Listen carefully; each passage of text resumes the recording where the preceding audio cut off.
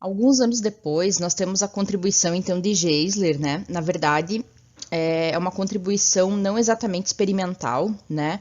Mas com relação a essa questão de fabricação de equipamentos.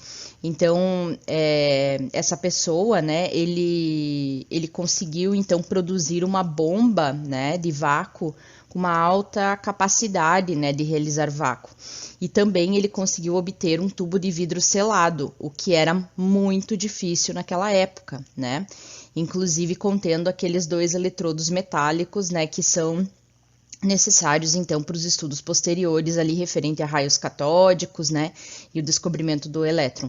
Então foi graças, né, a Geisler que nós teríamos, né, um dispositivo que fosse capaz de realizar aquelas medições, tá?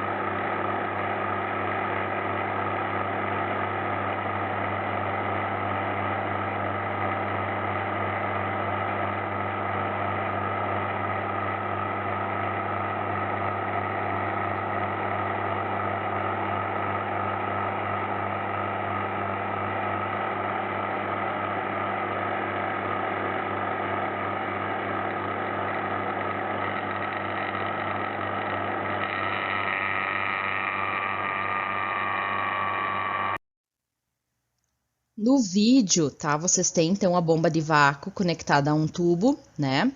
Uh, e aí, nesse caso, estaria simulando então, né, algo semelhante lá à produção dos raios catódicos, tá?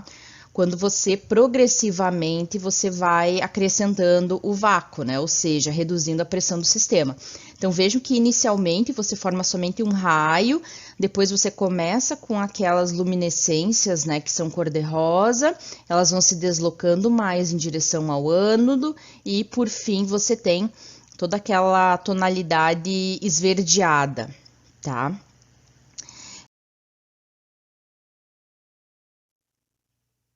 Agora que se tinha então, né, aquele equipamento que foi elaborado por Geisler, né, que foi inventado por ele, os cientistas eles já poderiam então avançar, né, naquele estudo iniciado por Faraday.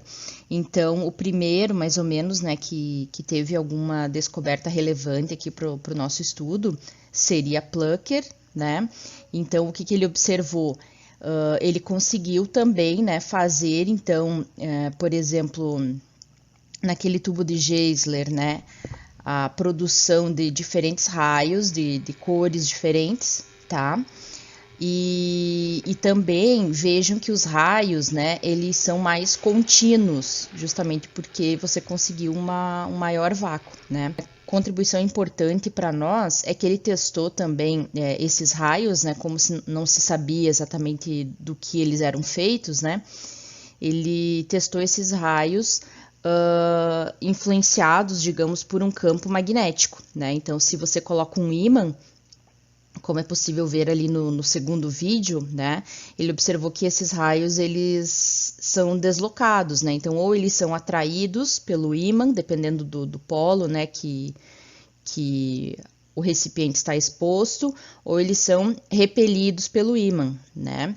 Então, ele concluiu que esses raios eram algo que tinha carga, né? Negativa ou positiva, mas não se sabia qual carga, nem se sabia o que era, mas que eram raios carregados, né, eletricamente.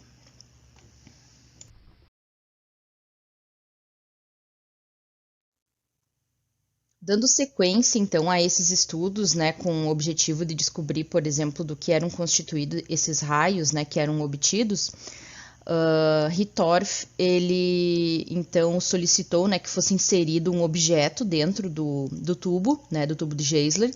Nesse caso, ele utilizou, né, uma cruz maltesa, né, que aí ficou bem característico esse experimento, né, com esse objeto no seu interior, e ele observou então que esses raios eles tinham uma trajetória reta, né, uma trajetória retilínea, isso por causa da sombra perfeita que era, né, obtida, por exemplo, na extremidade contrária a que o raio era emitido, né.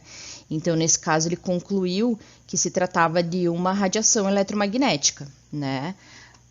Seria semelhante à luz visível mesmo.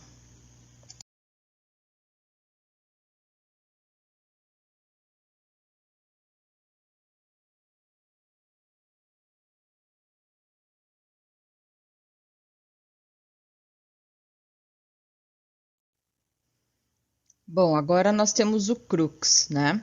Então, qual foi a contribuição dele? Primeiro, ele alterou essa questão do tubo de Geissler, né? E, no caso, ele aprimorou esse tubo de forma que ele produzisse um vácuo ainda maior, né? E, no caso, durante os experimentos dele, né, ele observou, por exemplo, que aquela radiação, entre aspas, né, que os outros cientistas achavam, né, ser uma radiação, na verdade, era inicialmente para ele, né, um tipo de radiação que saía, né, do cátodo para o ânodo. Então, isso era algo que ainda não tinha sido observado pelos demais, né? E foi aí que ele deu o nome, então, dos raios catódicos, conforme a gente já comentou.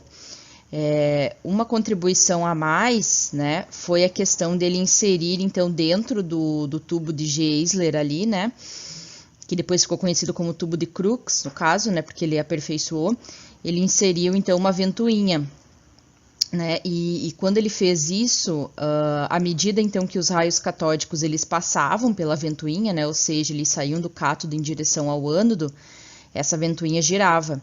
Então, por esse motivo, no caso, ele concluiu que esses raios catódicos seriam matéria, né, então, diferente dos anteriores, por exemplo, o Hittorf, né, que achava que os raios catódicos seriam uma radiação eletromagnética, Crookes ele já achava, né, que então seria esses raios constituídos de matéria.